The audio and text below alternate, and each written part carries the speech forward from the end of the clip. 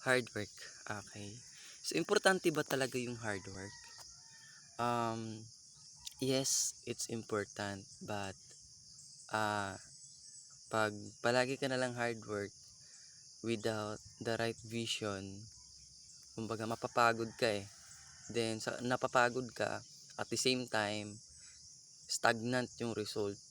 So, ibig sabihin, sa kakasipag mo ng kakasipag, akala mo diyan sa kakasipag mo magbabago yung buhay mo, but still, yun pala'y, nai-stagnant ka pa din. So, kailangan you have the vision na,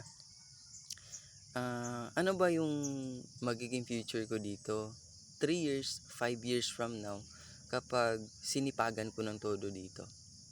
So, the moment you have that vision na nakikita mo mga 3 years, 5 years from when you started, then lahat ng, pagod, hirap sa pagsisipag mo, bayad yan after all. Especially if you have the right vision towards sa ginagawa mo. So, dapat meron kang magandang vision. Vision towards sa ginagawa mo. So that, bayad naman lahat ng pagod at puyat, no, na pinaghirapan mo sa ginagawa mo.